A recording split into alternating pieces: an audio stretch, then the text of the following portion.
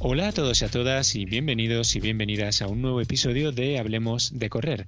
Yo soy Pablo Castillo, vuestro entrenador de deportes de resistencia. ¿Qué tal estáis? Estamos en el episodio 320 en esta octava temporada. Y bien, hoy quiero hablaros de un estudio muy interesante que ha salido hace poquito que nos habla sobre las placas de carbono en las zapatillas de trail running y de sus resultados.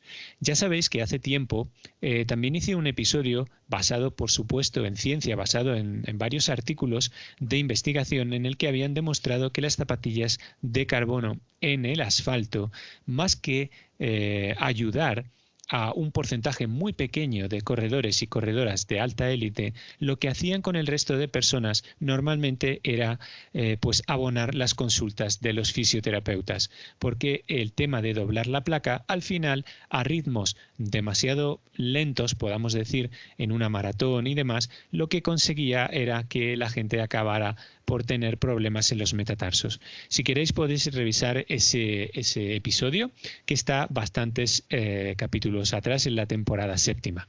Pero hoy lo que quiero es que hablemos sobre como os he dicho, sobre el carbono y las zapatillas de trail running.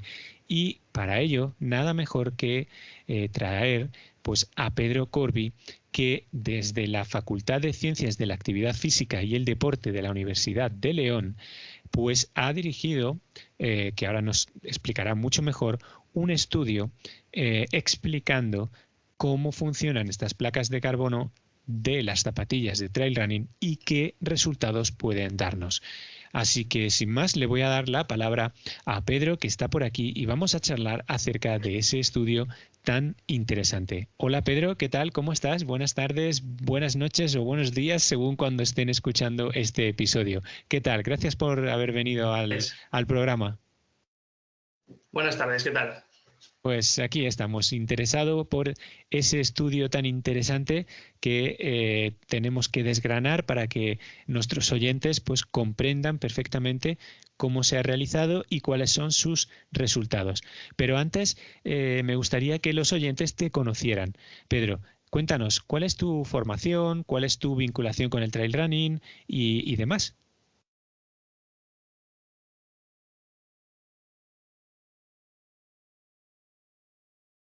Hola Pedro. Pedro. Sí, te he Pedro. perdido, Pablo. Sí, ¿dónde te has Ahora, quedado? vale, es que te habías ido, o sea, se me ha ido tu pantalla. Ah, vaya. Te he preguntado acerca de la formación y tu relación con el trail running. Dale. Vale. Bueno, pues como dices, soy Pedro Corbí, uno de los investigadores de este estudio. Ujú, Y bueno, mi formación académica, por así decir, pues una vez finalicé mis estudios obligatorios de secundaria, bachillerato y demás, cursé un FP, después cursé el grado en Ciencias de la Física y el Deporte, un ujú, máster y bueno, actualmente estoy terminando la tesis, de hecho ya la tengo terminada y como parte de esta tesis, pues ujú, está este artículo de investigación. Y mi relación con el trail running, pues se remonta ya al 2014, que empecé ujú, a correr por montaña. Previamente había hecho atletismo y demás, y bueno, y más de chaval, pues lo típico, fútbol o de todo. ujú. Entonces yo tenía claro que si había que investigar sobre algo, quería que fuese sobre este deporte, porque no hay mucha investigación hecha. Sí que hay mucha investigación sobre el asfalto, pero poca sobre el trail Ajá. y quería trabajar sobre ello. Y como me encanta el material y soy bastante friki de esto del material, pues en el Ujú. momento en el que vi que las zapatillas con placa de carbono irrumpieron en el trail, pues dije, a ver si tengo la posibilidad de investigar sobre ello y bueno, pues he tenido la suerte de que así ha sido. Y entonces ha sido un estudio que has realizado dentro de una tesis doctoral más amplia, auspiciado por la Universidad de León. Eso Así es. que cuéntanos un poco cómo fueron los avatares para poder desarrollar este estudio y un poquito también cómo fue luego ya la metodología y demás, porque creo que es muy interesante que se comprenda cómo se establecieron pues todos los detalles que hay que tener en cuenta para que el estudio pueda ser un estudio científico, que no sea simplemente algo observacional, que unos amigos se han juntado y han dicho, ah, pues esto me parece a mí, que no es el caso. Exactamente, eso es. Sí, es lo más importante, conocer un poco la metodología, porque al final es lo que todo está muy medido, todo está muy calculado y al final es importante para explicar el porqué, ¿no? Pues bueno, a ver, era todo un reto, desde luego, porque el trail, hacer un estudio de trail en campo es realmente complicado. No se puede aislar las condiciones de la montaña en un laboratorio y reproducir modelos en cinta y cosas por el estilo. Entonces, lo primero fue determinar un poco qué es lo que queríamos hacer, ¿no? Entonces, estuvimos analizando varias opciones, qué queríamos medir, cómo y cómo lo íbamos a poder hacer. Entonces, lo primero fue determinar un circuito representativo de la montaña. En otro artículo que sacamos como parte de mi tesis, en las que analizaba la regulación del ritmo en la OCC del UTMB, teniendo ya ese trabajo previo, pues lo que tratamos fue de extrapolar una relación similar de distancia y kilómetros, o sea, perdón, de distancia y desnivel, a un circuito que pudiésemos reproducir aquí. Claro, que pudieses controlar, ¿no? Claro. Exactamente, sí, claro, porque al final a todo se le llama trail, desde una carrera hipertécnica a una carrera por pistas por las que puede ir un coche, entonces, claro, teníamos que estar evidentemente en un término medio que fuese representativo del trail. Entonces, llegamos a la conclusión de que tendría que tener aproximadamente unos 5 kilómetros y 300 metros de desnivel positivo aproximadamente, es decir, que tuviese una buena rampa, tanto para subir como para bajar, y un terreno más ondulado. Hablamos de unos 5 kilómetros con 600 metros de desnivel en total acumulado, porque también tenían que bajar. Claro, porque era un circuito circular. Claro. Empezábamos y acabábamos en el mismo sitio, pero no repetíamos ningún tramo del recorrido. O sea, no se bajaba por el mismo sitio que se subía.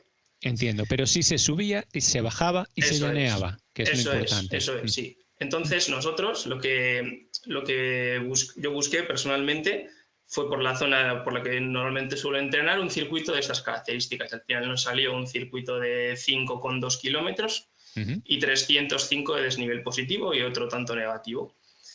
Y que tuviese un poquito de todo. Sí que buscamos que fuese completamente corrible, quiero decir que aunque tiene unas rampas que en algún tramo son realmente duras y que mucha gente caminaría, pues se puede hacer corriendo, pero que no tiene ningún tramo lo tan técnico como para, yo qué sé, tener que hacer una trepada o algo por el estilo, o usar las tener cuatro, que pararse para bajar. Claro, usar las 4 extremidades, ¿no? Exactamente, eso es. Claro. Eso es. Pero se puede hacer 100% corriendo.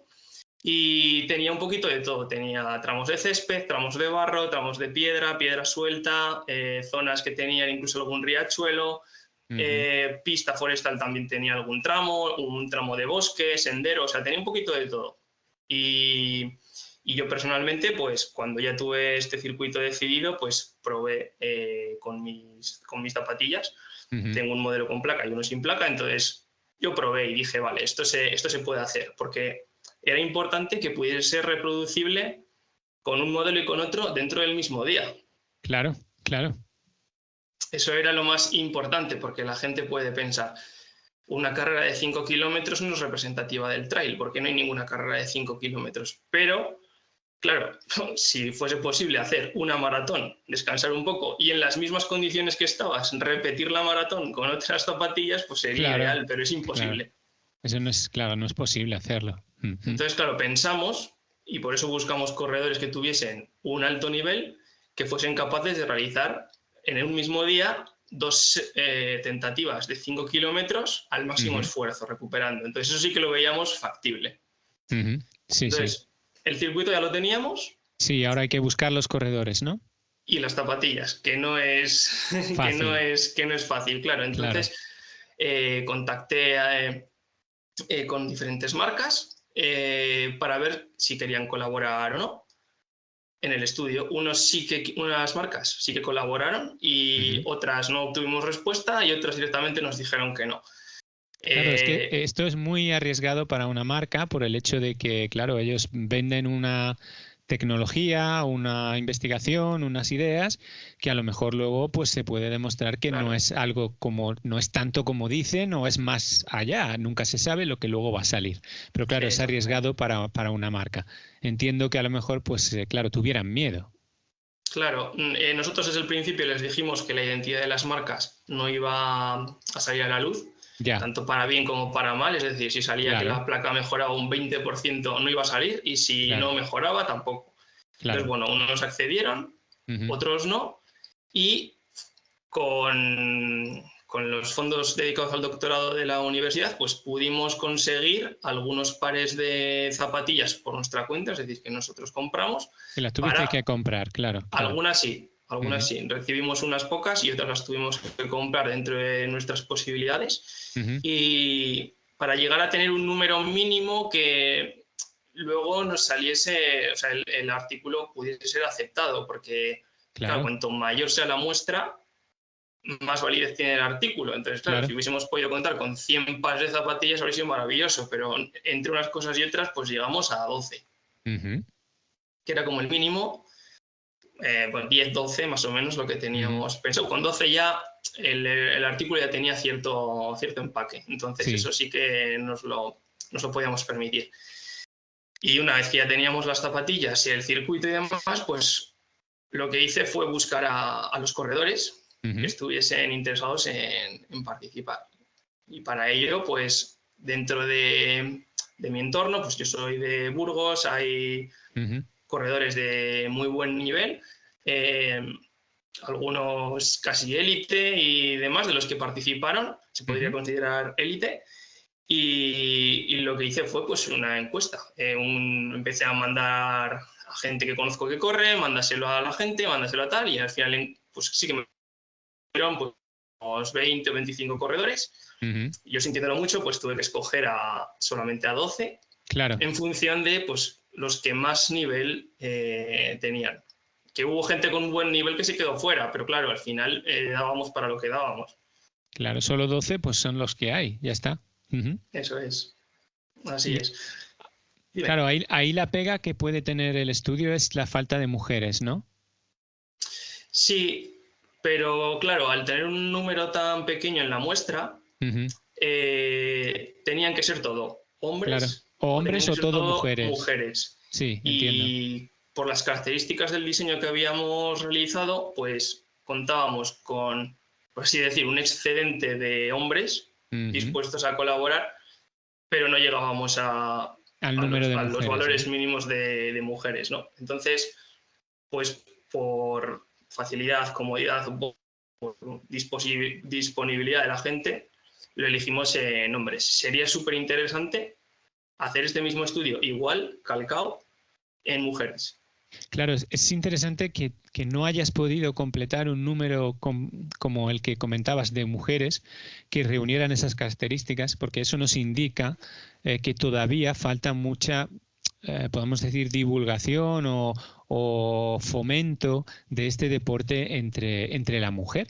Porque Sí, posiblemente sí que podías haberlo encontrado en el asfalto, puede, no lo sé tampoco, no lo sé, en tu no sé. población, pero es verdad que esto nos indica, ¿no?, que todavía falta mucha masa femenina por incorporarse a este deporte. Bueno, Sí, eso continúa, es. por favor. Sí, sí. Al final, claro, también nosotros, al tener posibilidad de 12, y lo que te digo, tenían que ser o 12 de un género o 12 de otro, porque 6 y 6 a lo mejor podríamos haber conseguido, pero la habrían dado como más débil. Sí, el Al peso ser menor, científico hubiera sido menor, claro. exactamente, habría sido menos representativo. Entonces, pues bueno, pero ya digo, es muy interesante proponer, hacer, no sé si tendría yo la posibilidad de hacerlo o no, pero poder Ujú, hacerlo igual con mujeres, porque también hay estudios en asfalto, en zapatillas de asfalto de carbono, que sugieren que las mujeres podrían llegar a tener mayor beneficio sobre la placa de carbono que los hombres, debido ujú. a que tiene una mayor elasticidad y la placa les haría perder un poquito menos de esa rigidez que igual les falta por diferencias fisiológicas que tenemos hombres y mujeres. Entonces, pues sería súper interesante. La verdad es que sí, pero llegábamos a donde llegábamos. Me hubiese encantado disponer de, ya te digo, 100 pares, 50 hombres, 50 mujeres y todo, pero llegábamos al final hasta donde llegamos. Muy bien. Entonces, las personas se ponían en el circuito, pero no iban solo con las zapatillas. También hacíais otros protocolos y otras mediciones, tanto antes como durante la prueba y después de la Eso prueba. es. Sí, y la prueba y la investigación realmente tuvo 3 días. O sea, los corredores que participaron tuvieron que hacer 3 días de pruebas, aunque el experimento final fue el tercer día. En un primer momento les hice unos test en pista, un test de velocidad aeróbica máxima, que si quieres te explico brevemente en qué Claro. consistía. Sí, claro, para que lo conozcan los oyentes, sí. Vale, pues en una pista de atletismo lo que queríamos era determinar su nivel de rendimiento, o sea, su nivel de condición física en ese momento. Entonces se hizo un test de velocidad aeróbica máxima, que es un test incremental hasta la extenuación, ¿no? Hasta el máximo. Entonces la pista de atletismo estaba marcada cada 25 metros con un cono visual para lo... Y lo que tenían que... Empezaban a 8 kilómetros por hora y cada minuto la velocidad aumentaba 1 kilómetro por hora. Entonces, mediante una señal acústica que les iba marcando un pitido, ellos tenían que estar en uno de los conos. Entonces, claro, iba incrementando hasta que el corredor no pudiese más o hasta que no llegase a 2 conos consecutivos de forma clara. Claro. Si esto ocurría y el test se acababa, o si el propio corredor decía que no podía más. Entonces, mediante unas fórmulas, según la frecuencia cardíaca máxima en ese momento, la distancia que habían recorrido y demás, con la fórmula pues se estimaba su consumo máximo de oxígeno. Porque no teníamos posibilidad de hacerles pruebas de esfuerzo y demás. Entonces, de esta manera teníamos una estimación y así pudimos verificar el nivel de los corredores que era elevado. Eso fue por un lado.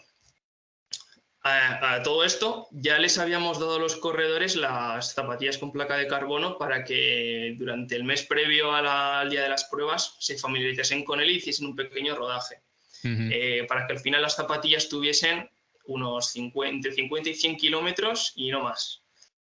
Y las zapatillas con las que íbamos a comparar, las convencionales que hemos llamado en el estudio, las aportaban los corredores. Eso es, cada uno las suyas. Lo que sí que hicimos fue pesarlas para valorar que no hubiese condicionante del peso.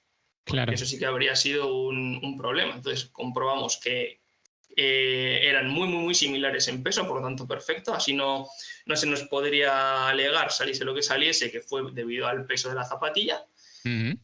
Y sí que les pedimos que si la zapatilla que ellos iban a aportar tenía muchos kilómetros, pues que procurasen renovar. Claro, algo más. Sí que nuevo, es cierto, ¿no? que con una tienda de Burgos, con Solo Runners Burgos, que tengo yo muy buena relación, les consiguió hacer un precio, etcétera, para facilitarles también un poco el cambiar, porque claro, las zapatillas están a un precio como para decirme cámbialas, ¿no? Entonces, pues así ya teníamos las zapatillas.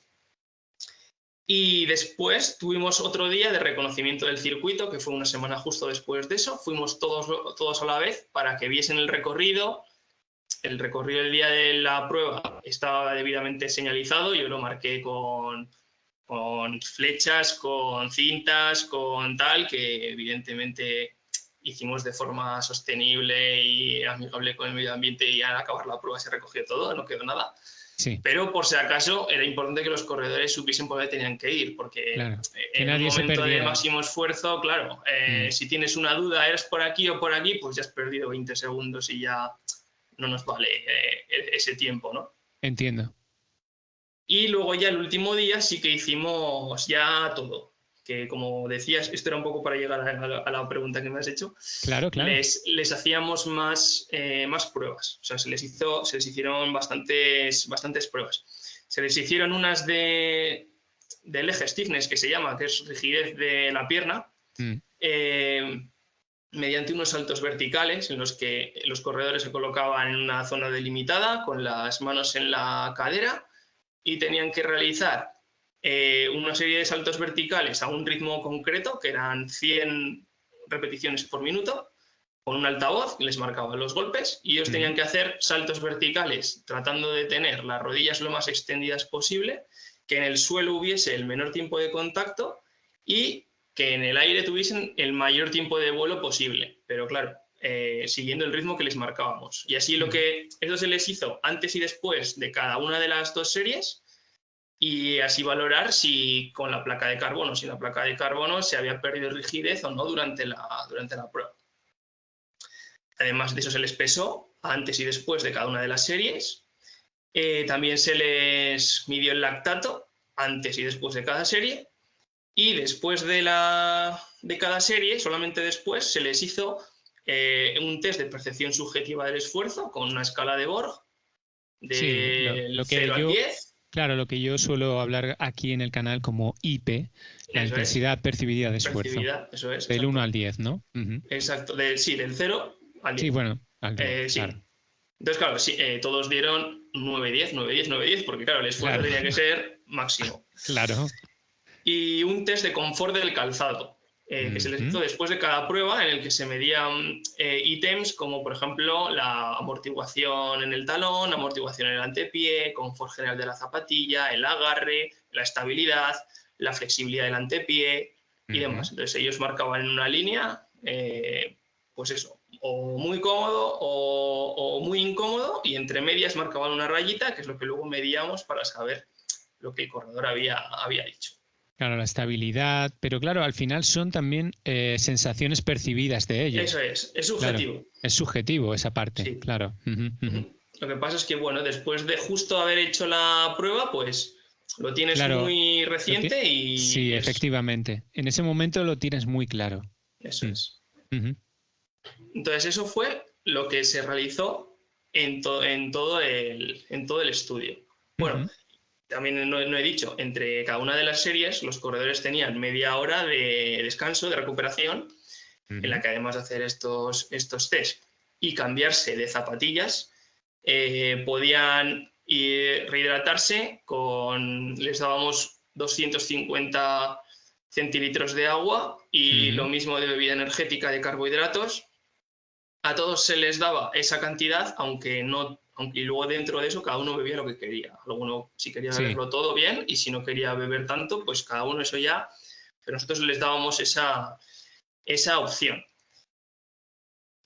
Y esas fueron las pruebas que realizamos, que se hicieron el año pasado, en el mes de noviembre, y el monte estaba perfecto, porque realmente era representativo. Había humedad, había llovido, quiero decir, si nosotros hubiésemos querido hacer un estudio a favor de la placa desde el principio, pues habiendo buscado un circuito mucho más fácil, pistero y demás, pues igual podríamos haber modificado, ¿no? Pero entonces estaría el estudio un poco sesgado, ¿no? Exactamente. Entonces, por eso estoy contento, porque el estado del circuito el día de las pruebas fue perfecto. O sea, fue representativo de una carrera en la montaña, de verdad, y incluso algún rato llovía, perfecto. O sea, lo que tú te encuentras en una carrera por montaña. Que vamos entonces a la parte interesante. ¿Qué es lo que descubristeis?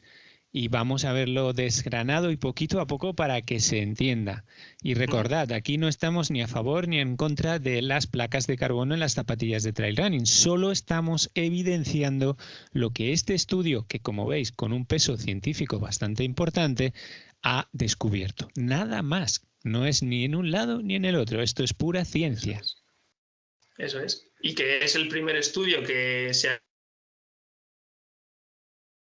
Estoy muy contento de que sea, pero que no es la verdad absoluta, y que a partir de aquí ya el que tenga una zapatilla con placa de carbono no la tire o lo que sea, porque al final, a partir de aquí hay que investigar mucho más, depende de muchas cosas como vamos a comentar ahora. Exacto. Vale, no lo había dicho, pero aprovecho. Los datos que nosotros hemos sacado durante la carrera eran gracias a que los corredores iban monitorizados con un pulsómetro GPS, y una banda pectoral de pulso, con el que teníamos variables fisiológicas, y también un potenciómetro en la zapatilla para tener, aparte de la potencia y demás, variables biomecánicas, pues tiempo de contacto, longitud de zancada, etcétera. Entonces, con estos valores, la altura vertical, ¿no? del momento de aire, todas estas cosas, ¿no? Exactamente, todo. Entonces, al final tuvimos muchísima información. Entre lo que sacamos en los test que te he comentado, más esto, teníamos una cantidad de información inmensa. Entonces, los resultados que nosotros obtuvimos, que las zapatillas con placa de carbono no mejoraron el rendimiento de los corredores. Tampoco he dicho, es que hay muchas cosas, la verdad es que el artículo tiene de todo. Claro, pero vamos empezando con ese detalle. O sea, efectivamente la zapatilla de carbono no mejoró el rendimiento. ¿Qué significa que no mejoró el rendimiento? Que los corredores no corrieron más deprisa con las zapatillas con placa que con las zapatillas convencionales. Y este detalle es importante. El orden con el que los corredores hicieron cada una de las series fue aleatorio. Es decir, no todos corrieron la primera serie con una y luego se pusieron la placa cuando ya estaban cansados. No, fue aleatorio. La mitad lo hizo de una forma y la otra mitad lo hizo de otra. Entonces, no se vio que el rendimiento mejorase. No se vieron mejoras. ¿Vale? Eso fue el hallazgo más importante. Porque, por ejemplo, hay estudios en placas de carbono en asfalto que sí que han demostrado mejoras del rendimiento. En porcentajes pequeños, entre el 0 y 8 y el 1,7% en asfalto. Sí, la media un poco está en el 1%, ¿no? Eso es. Sí. Y en atletas muy, muy entrenados. En atletas muy, muy entrenados en torno al 1%, porque ya su margen de mejora es muy, muy pequeño. Y en corredores más populares, vamos a decir, o de menos nivel, hay un poquito más tanto por arriba como por abajo de mejora, pero bueno, nosotros no hemos obtenido una mejora del rendimiento que podamos medir. O sea, que podamos decir, mejora un tanto por ciento, sino que no ha habido. Sin embargo, sí que hemos visto que hay diferencia en las variables biomecánicas, es decir, la técnica de carrera sí que se ve alterada al llevar placa de carbono. Claro, y esto es muy interesante porque también se relaciona con aquel otro episodio que yo ya aquí puse con esos otros estudios hechos en asfalto, que efectivamente lo que cambiaba mucho era la técnica de carrera. Era por apuntarlo. No, sí, es así. La técnica cambia. Y puedes decir, esto es mejor, esto es peor. ¿Por qué tengo que tener esto en cuenta? Pues porque si realmente el rendimiento no se ha visto mejorado, la modificación de la técnica de carrera podría conllevar consecuencias. Claro, y no solo en un día, pero a lo mejor a lo largo de una temporada usando este tipo de calzado puede que tengas una serie de consecuencias que todavía no se saben cuáles pueden ser. Eso es. ¿Y qué variables han sido estas? Pues sobre todo se ha visto que la amplitud de zancada aumenta un poquitín, pero también aumenta el tiempo de contacto. Es decir, cada pisada es un poquito más lenta, porque en lo que la placa se flexa, se pierde un poquito de tiempo, y eso no nos interesa. Y luego la amplitud de zancada, la amplitud hemos dicho que aumenta, la frecuencia disminuye un poco. ¿Vale? Hay menos cadencia, ¿no? Eso es, menor número de zancadas por minuto. Claro. ¿Vale? Debido a que se ha alargado un poco la longitud, pero el tiempo de contacto también ha aumentado, pues se ve acortada la frecuencia. Y esto nos lleva también a una mayor oscilación vertical del centro de gravedad, que viene a ser lo que nuestra cadera sube y baja a medida que vamos corriendo. Que lo ideal sería ir pues como lo más plano posible, con la menor oscilación, la cadera que vaya muy rectilínea, como podemos ver atletas en la pista, que muchas veces, pues, Bekele era de esto un ejemplo, le veías que parecía una vía del tren. Sí, parecía que no levantaba casi las piernas, es verdad. Exactamente. Sí. Y luego hay otros corredores, sobre todo en el ámbito más amateur, pues que les ves una oscilación muy, muy grande, porque bueno, al final, pues evidentemente, si no eres deportista de élite, pues cada uno tenemos nuestros fallos técnicos, ¿no? Claro. Entonces, estos han sido los principales hallazgos. Luego también se vio que en el test de confort, pues la comodidad general era muy parecida entre unas y otras. Donde sí que hubo diferencia fue en la flexibilidad del antepié, lo cual es de esperar, porque claro, en una tienes una placa rígida y en otra no. Ujú. Y claro, a la hora de subir, pues es interesante este tema porque, claro, el puntear cuesta arriba cuando corres Se es dificulta, ¿no? importante. Pero se Importante, sí. dificulta con la placa, Con claro. la placa se dificulta, sí. ¿Y qué dato nos dio en cuanto a la estabilidad en ese cuestionario subjetivo? Pues mira, los resultados que obtuvimos fueron bastante similares. Sí que es Ujú. cierto que un poquito menos de estabilidad con las zapatillas de placa. Ujú. ¿Vale? Las zapatillas de placa fueron... hay representación en el estudio de 6 marcas. Vale. No todo se ha hecho con la misma marca, hay 6 marcas representadas, entonces, claro, marcas algunas muy diferentes.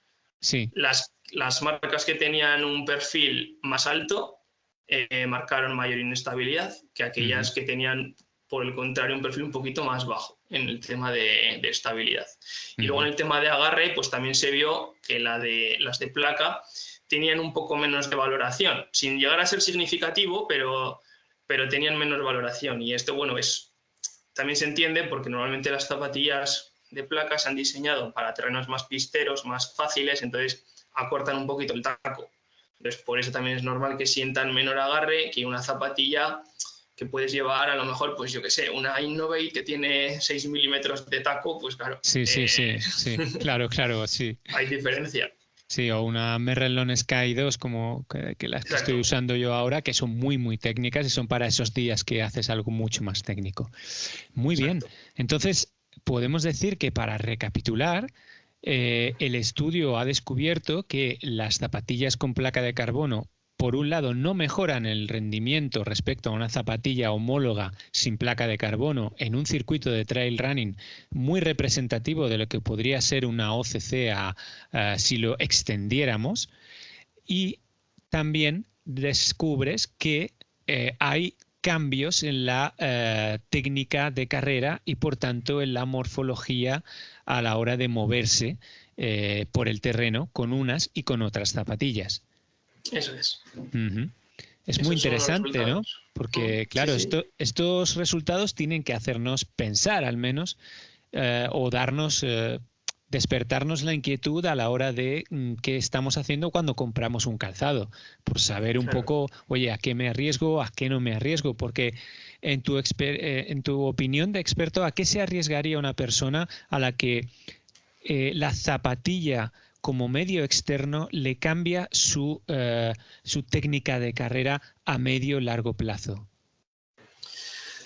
Pues es una respuesta difícil la que me pides porque, claro, la respuesta al carbono también es bastante individual en función del corredor.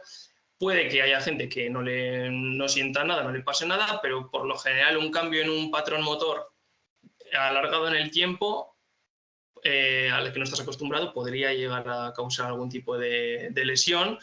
En cuanto a que estás exigiendo a tu musculatura, articulaciones, fascias, etcétera, de otra manera, ¿no? Entonces, claro, como los corredores de trail hacemos kilometradas, pues, claro, estás acostumbrado a un tipo de pisada, a una longitud, a un tipo de todo, y nos ponemos el carbono y queremos salir al día siguiente a hacer exactamente lo mismo que hicimos antes de ayer con las otras, y pues podríamos notar molestias, al principio molestias, y las controlamos o utilizamos el calzado con mesura y las utilizamos pues para ese entrenamiento de más de calidad, o empezamos poquito a poco, una serie es en cuesta, una serie es en llano, y voy teniendo experiencia, porque el carbono es una opción más, no quiere decir que todo el mundo la tenga que usar ni que a todo el mundo le vaya a gustar. La opción que hay que usar sí o sí. Claro, o sea, si tú las pruebas y te encantan, pues adelante con ellas, pero si no te gustan, no te sientas mal porque no te gusten, porque tampoco te estás perdiendo en trail gran cosa. Efectivamente. Bueno, pues creo que es muy interesante, ya te digo, y además complementa aquel otro podcast que hice acerca de los resultados en asfalto.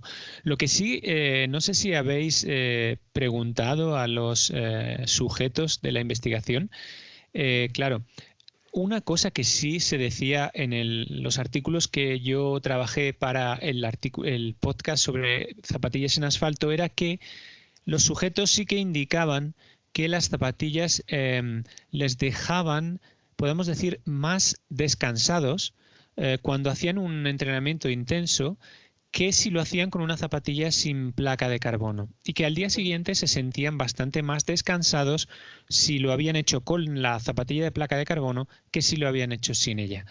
Y era un grupo bastante importante de sujetos el que repetía estas ideas. O sea, no es algo que era de una sola persona. Entonces, bueno, no sé si eso lo habéis tenido en cuenta también o se les ha preguntado y demás. Sí, pero claro, yo entiendo que en asfalto, al ser el medio tan sumamente duro, el tener una espuma tan blanda y así que te conserve la musculatura se nota y mucho. En trail quizá no se note tanto eso, porque el terreno muchas veces ya es blandito, ya te puede conservar la musculatura. Entonces, lo que yo he preguntado después a los corredores, he tenido de todo. He tenido respuestas de pues sí que me veo un poco mejor, más suelto después de utilizar la placa y me gusta y la utilizo, y gente que me dice, yo es que no noto nada. Alguno me decía, es que no noto ni que tenga placa dentro. Vale. Y tú dices, pero ¿cómo no lo vas a notar? Si es que si tú te la pones y ya ves que mínimo hay más rigidez. Joder, pues yo es que no sé, no noto nada, ¿sabes? Entonces, claro, es interesante, esto es subjetivo y pues como en todo, no hay una respuesta única, es probar. Claro. Yo, por ejemplo, cuando he corrido con placa de carbono y sin placa de carbono, muscularmente me he visto muy parecido en montaña.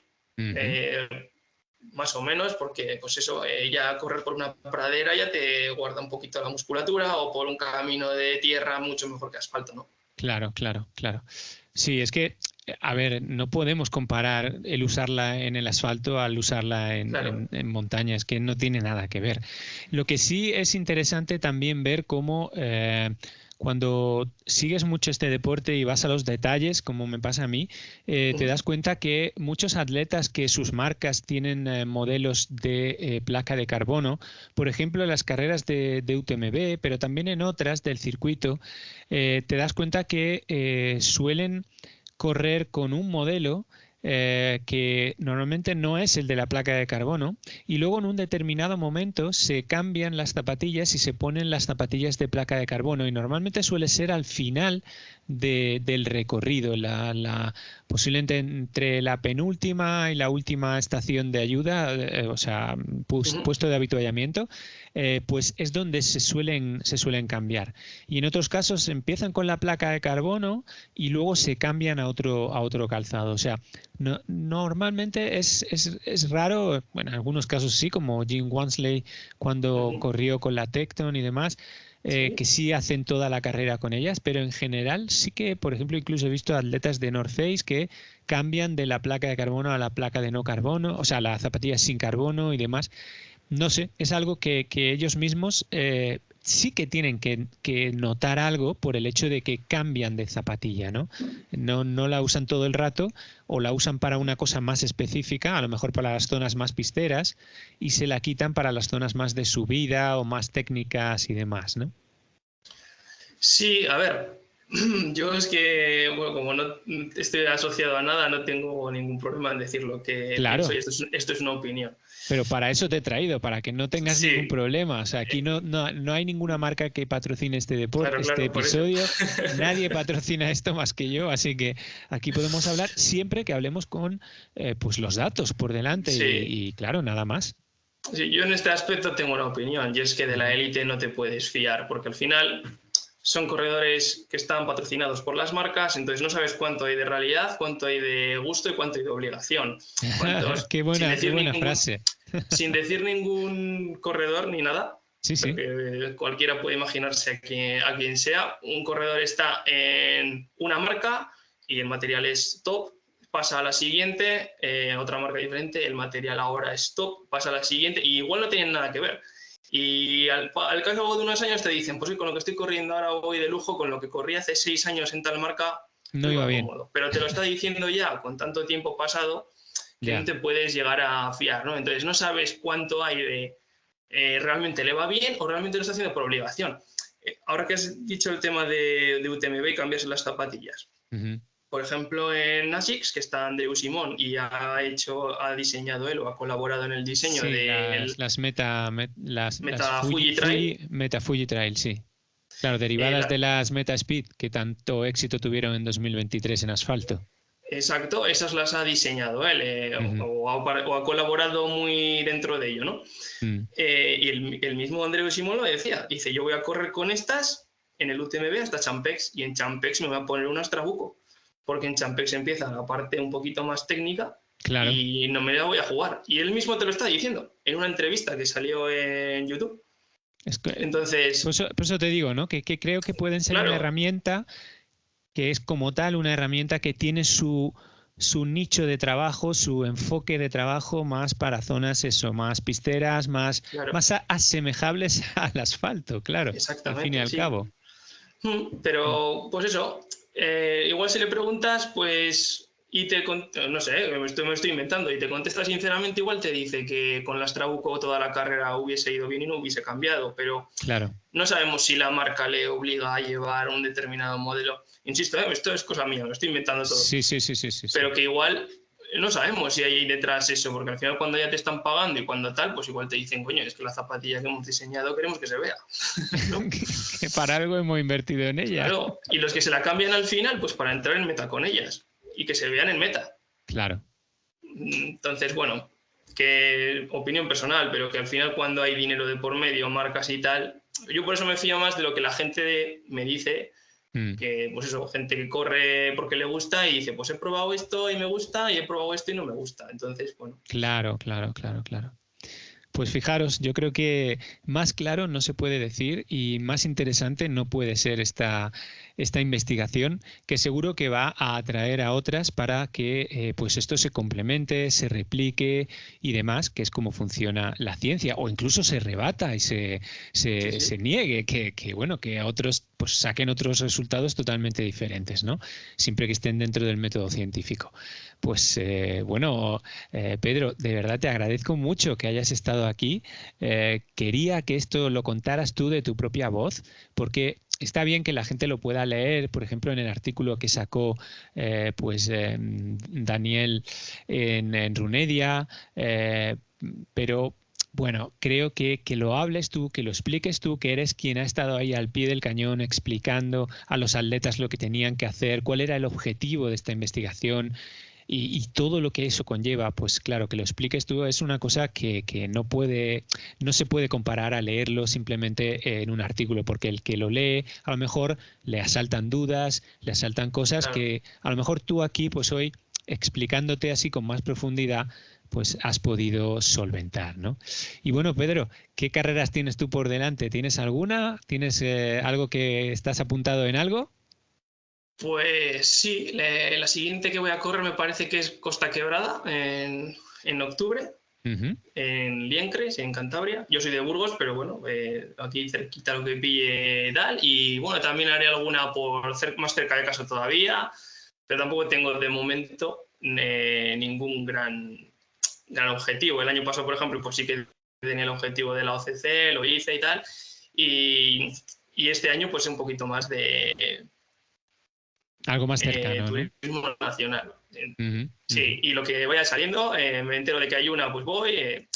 Como siempre estoy entrenando, al final, pues bueno, pues porque me entreno porque me gusta, pues cuando sale una y tal, pues me apunto y ya está. Muy bien, así estamos todos, que no tenemos temporada, ¿no? Claro, sí. Pero al final eso es lo bueno, porque estás medio en forma todo el año, quieras que no. Y estar medio en forma es estar saludable, que es lo importante. Así es, sí. Yo además ya te digo, entreno porque me gusta el deporte. Si no existiesen carreras, seguiría entrenando. Igualmente. Entonces, pues me motiva una o algún amigo me dice, oye, vamos a tal. Pues si cuadra, pues para adelante. ¿Y cuál es la siguiente zapatilla que quieres probar? Que bueno, yo tengo la suerte de colaborar para la revista Runedia probando material y zapatillas. Entonces, pues tengo posibilidad de probar pues muchas, ¿no? Entonces... las siguientes que voy a probar son unas Kailas, las que han sacado para el Tour de Gens. Sí, la Fuga 330, ¿no? La EX 330. Sí. Y también estoy probando ahora la Salomon SL Ultra Glide, que anunciaron en Chamonix este año. Sí, la que va Pues- con esas ondulaciones extrañas, ¿no? La de 250 euros. Eso es. Sí. Pues estoy con esa ahora también. Entonces, bueno, cuando me llegue la Kailash, pues entre esas dos veremos a ver qué pasa. Y bueno, por curiosidad, cualquiera de las que van saliendo, Claro. a mí me encanta porque cada una tiene una sensación diferente y con más perfil, con menos perfil, con placa, sin placa, pues todas tienen algo que te... Es que es que te diferente, dice. sí. Yo estoy deseando probar las canadienses, las Norda, a ver qué Ajá. tal. La verdad que ya más o menos es el mismo precio de esa Salomón, ya, Sí, 250 euros también. Qué locura, qué esas locura. parecen muy elitistas. Sí, No lo sé que sí luego que, si claro, pero funcionarán tan bien. lo que he estado viendo de algunas reviews ya norteamericanas y demás, es que, claro, tú compras una Speedgoat, por ejemplo, en 165 euros y al reviewer, en una zona pues parecida a la que yo entreno por aquí en Granada, le duraba 3 meses la zapatilla.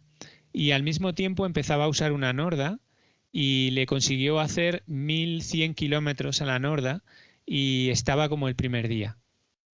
Ah, Y amigo. además con la posibilidad de que cuando ya gastó los tacos, Sí. simplemente la llevó a un zapatero y la resoló, porque Ah, van con el taqueado completo de la suela. La suela va completa como hicieron, por ejemplo, con la Tomir 1, ¿no? Que toda la suela era pues el taqueado, ¿no? Con lo cual tú lo puedes lijar y poner uno nuevo, lo puedes resolar sin afectar a la media suela y las Norda funcionan así. Entonces, claro, decía, vale, me he gastado 165 en una que me ha durado 3 meses y me he gastado 250 en una que llevo ya 1100 claro. kilómetros y le voy a hacer otros 1000, porque parece ser que la espuma que llevan de mediasuela es una espuma propia de De Vibram Vibram, sí, que he no se oído. está poniendo en ninguna otra zapatilla y claro, pues no sabemos qué química habrá ahí, ¿no? Pero bueno, Claro. son cosas que de todas maneras yo no me las voy a comprar, así que si no me la envía alguien, no me voy a gastar No, ese dinero eso, que no lo es tengo. que se Es una van a poner locura. unos precios de bicicletas casi. Esto. Claro, pero al final, como decía este hombre, ¿qué me ha salido más caro? Pues le había salido más caro la Hoka en 3 meses que la Norda No, eso sí. en casi un año. O sea, es Eso desde bastante luego, sí. curioso, ¿eh? Eso hay que también pensarlo. Hay que Sí, ir viendo esos temas de durabilidad. eso es. Bueno, Pedro, pues oye, te agradezco mucho que hayas estado aquí en el episodio. De verdad que ha sido un placer poder desgranar contigo este estudio que también habéis trabajado tú y tus compañeros que aparecen también en el artículo. Eso. Yo voy a dejar el enlace que me has pasado con el artículo para que podáis descargarlo si queréis. El artículo ya se ha presentado a un congreso, con lo cual ya tiene validez científica y todavía no se ha publicado en revistas científicas, con lo cual también ahora podéis leerlo porque cuando ya esté publicado normalmente las suscripciones a las revistas científicas pues valen una pasta y no todo el mundo las puede pagar. Así que Eso gracias es. Pedro por haber estado aquí y que disfrutes mucho del trail running. Nada, muchas gracias a ti por invitarme y yo encantado de hablar de trail cuando quieras. Muy bien, muchas gracias, Pedro. Y a todos vosotros y vosotras, pues ya sabéis, aquí estamos para lo que necesitéis. En esta 8ª temporada, ya sabéis que también tenéis el canal de YouTube para lo que necesitéis. Y si queréis, me podéis escribir un correo a pablojcastillo.es y estaré encantado de atenderos. Y como siempre os digo, sed muy felices, que es vuestra única obligación, y nunca dejéis de hacer deporte. ¡Hasta luego!